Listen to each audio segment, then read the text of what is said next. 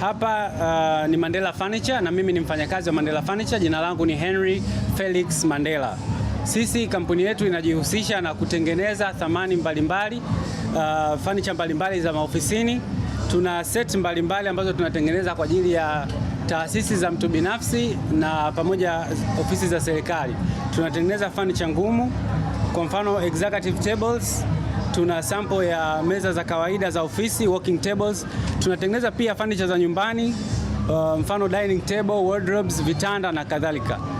Sisi tunatumia mbao ngumu, mninga na mkongo, lakini kupitia mradi wa Forant tumeweza kukutana na wadau mbalimbali ambao wanajihusisha na mbao, uvunaji wa miti. Hivyo tumepata fursa ya kuijua miti mingine ambayo inaweza ikatumika kupunguza gharama na kupata ubora ule ule kwenye utengenezaji wa furniture. Fursa ni nyingi sana, ajira zipo nyingi sana, hususan kwenye sekta ya misitu. Mimi binafsi nimesomea masuala ya kodi, lakini leo niko kwenye sekta ya misitu. Ninachoweza kusema ni kwamba kwenye sekta ya misitu kuna vitu vingi ambazo vijana tunabidi tu explore.